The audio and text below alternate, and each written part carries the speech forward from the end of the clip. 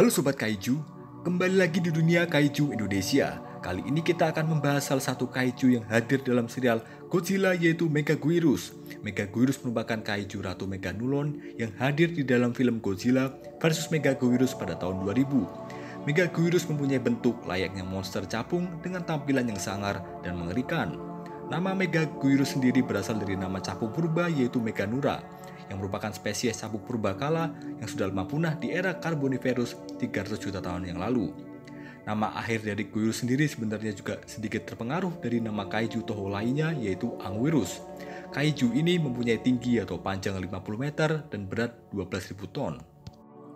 Megaguirus mempunyai penampilan gabungan Godzilla dan Meganula. Dia mempunyai benjolan-benjolan berwarna ungu dan duri berwarna hijau di sekujur tubuhnya. Kepalanya lebih mendekati reptil ketimbang serangga, di mana ia tidak punya antena dan giginya lebih mirip dengan reptil daripada serangga dengan dua rahang di bawahnya. Di bagian bawah juga terlihat dada dan perut dengan sedikit otot. Megaguirus mempunyai karakter yang jahat dan rakus dan juga keinginan untuk mendominasi. Tujuannya untuk melawan dan membunuh Godzilla agar ia bisa menghisap energinya. Megaguirus bergantung pada kecepatan dan kelincahannya ketika melawan Godzilla. Walaupun seperti hewan, Megaguirus menunjukkan intelijensianya yang tinggi. Ini menandakan dia adalah kaiju yang pintar. Ini juga ditunjukkan dengan bagaimana ia bisa memperlihatkan emosinya ketika melukai Godzilla dengan bangunan dan dengan seniman sadis.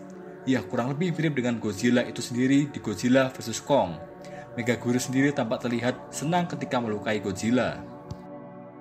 Megaguirus tercipta dari sebuah percobaan senjata yang menembakkan black hole yang dapat mengirimkan ke dimensi lain, yang ternyata malah membuka portal dimensi antar waktu, di mana capung purba Meganula berhasil masuk ke zaman sekarang dan bertelur yang nantinya mengentaskan banyak Meganulons.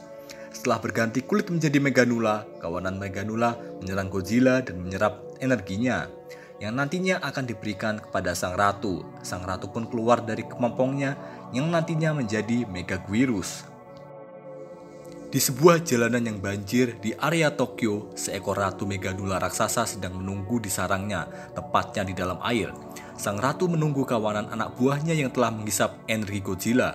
Setelah sampai, mereka lalu menyuntikkan sang ratu dengan energi yang diambil dari Godzilla tersebut hingga mereka sendiri mati. Sang ratu pun melepaskan kulit kepompongnya dan terbang ke atas. Dalam aksinya, ia memecahkan kaca dan membuat bangunan menjadi puing-puing dengan hembusan angin dan gelombang soniknya. Beberapa hari kemudian, ada tanda-tanda Godzilla sudah hampir sampai di pantai kota. Ini tandanya sebentar lagi ia akan bertemu Megaguirus. Megaguirus pun juga merasakan kehadirannya. Benar saja, Megaguirus pun menyerang Godzilla dengan kecepatan tinggi, menunjukkan bahwa ia adalah lawan yang sepadan. Ia bahkan bisa terbang menghindari serangan nafas atom Godzilla atau serangan jarak dekat Godzilla.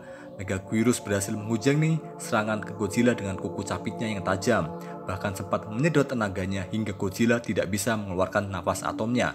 Megaguirus selalu sekuat tenaga mendorong Godzilla dan menjatuhkannya ke sebuah bangunan, dan Megaguirus selalu meninggalkan Godzilla karena mengira sudah mati. Namun ternyata Godzilla bangkit kembali dan keduanya saling menyerang dengan cepat. Kali ini keberuntungan berpihak pada Godzilla. Mereka yang saling adu serang itu ternyata membuat satu tangan Megaguirus terputus terkena sirip Godzilla yang tajam. Mereka berdua kembali bertarung. Kali ini Godzilla berada di atas angin. Megaguirus kembali mencoba menusuk perut Godzilla dengan ekornya. Kali ini ia bisa mengeluarkan bola api dari sayapnya. Godzilla sempat terjatuh namun bangkit kembali. Karena energi Megaguirus yang habis, Megaguirus berniat menghisap energi Godzilla lagi.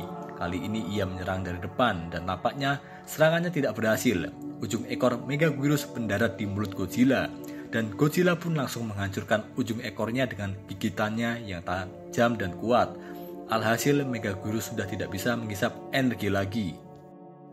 Megaguirus tidak punya pilihan lain selain kabur. Godzilla pun mengambil kesempatan ini untuk menyerang Megaguirus dengan nafas atomnya. Hingga sang kaiju sapung itu meledak, terbakar dan jatuh ke darat. Dengan begini, maka Godzilla lah yang menjadi pemenangnya.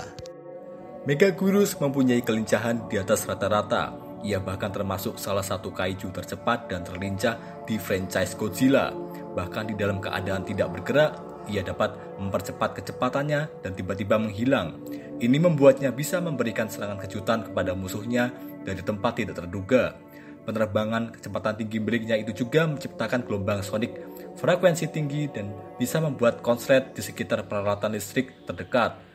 Sisi tajam dari sayapnya juga mampu memotong baja dan beton. Di dalam versi game, Megaguirus bisa mengeluarkan aura di sekitarnya untuk meningkatkan kelincahan dan kecepatan. Megaguirus mempunyai kuku tajam berbentuk capit yang ia bisa gunakan ketika menyerang dari jarak dekat. Capitnya kadang ia gunakan untuk mencekik leher Godzilla, bahkan menyeretnya dan juga untuk memukulnya.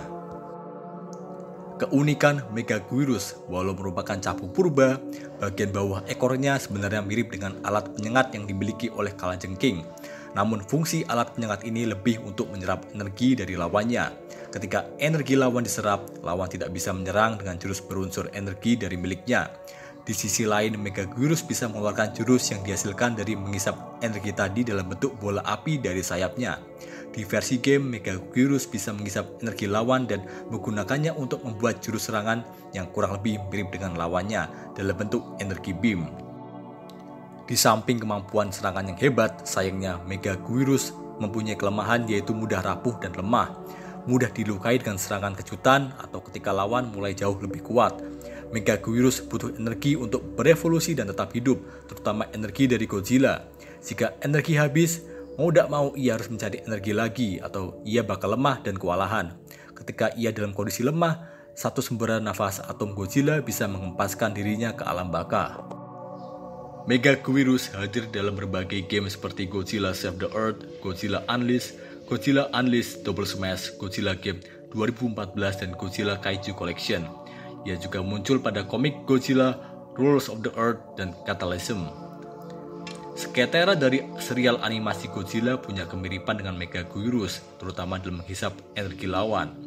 Megaguirus adalah serangga prasejarah pertama yang melawan Godzilla. Meganulon merupakan kaiju yang diambil berdasarkan makhluk capung prasejarah, yaitu Meganeura. Capung ini hidup sebelum masa dinosaurus, yaitu era Carboniferous, dan ukurannya sebesar burung camar.